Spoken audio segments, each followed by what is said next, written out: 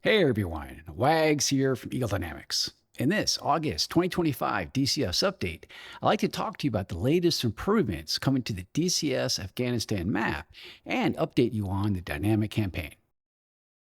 With the release of the Afghanistan East region, we added important locations like Kabul, Bagram, Jalalabad, Khost, Gardez, in addition to the mountainous terrain running along the Afghan-Pakistan border.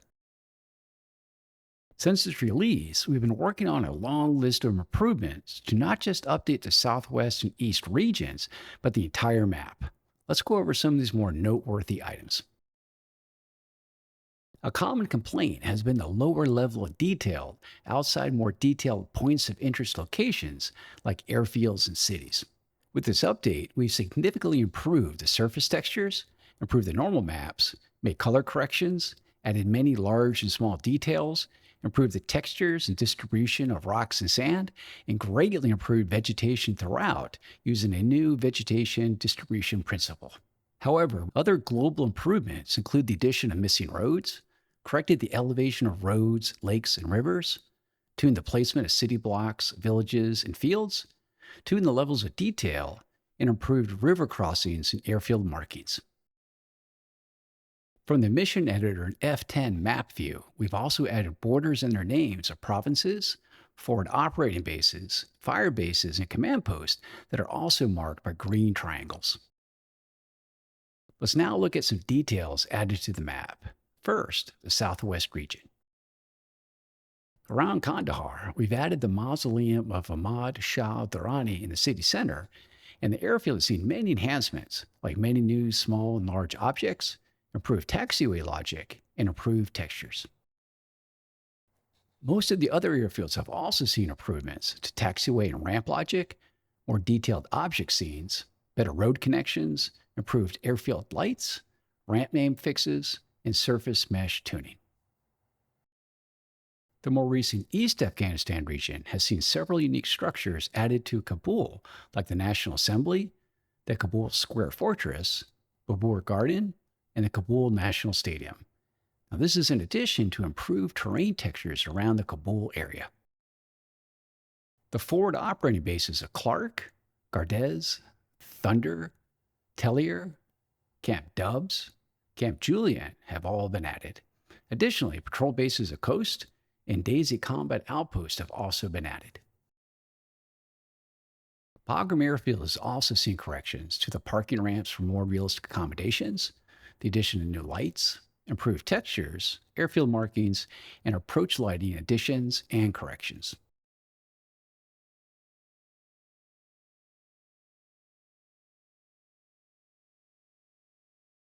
To the north at Kabul Airfield, improvements include better road network integration, fixes to airfield markings, and ramp parking name corrections. Improvements to Jalalabad Airfield include helicopters no longer getting stuck on taxiways after landing, adding new runway lights, adding parking slot 11, and corrected formation landing collisions. Last, the Coast Helicopter Airfield has been renamed as the Forward Operating Base Salerno and assigned the ICAO code OASL.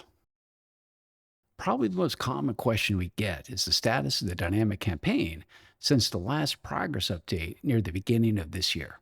In 2025, work continued on ground force management, which turned out to be a bigger task than we originally planned for. However, we're close to completing this work, and we can confidently say that it was worth it. What was initially planned as a simple system of selecting objects for assault turned into the development of a much more powerful system, allowing for the movement and reorganization of forces into various orders of battle capable of different phases. We believe that a dynamic, detailed, and realistic simulation of ground force operations is essential for a dynamic campaign. And we believe this is a critical aspect of not just the dynamic campaign, but DCS in general.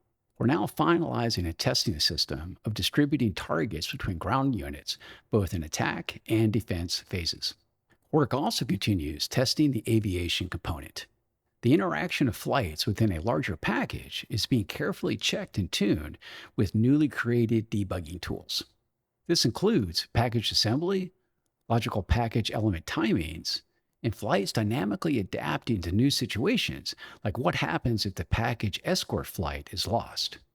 Also, the dynamic campaign interface is currently being merged from the UI developer version to the final form within the dynamic campaign. I hope you enjoyed this video, and I'll see you next time.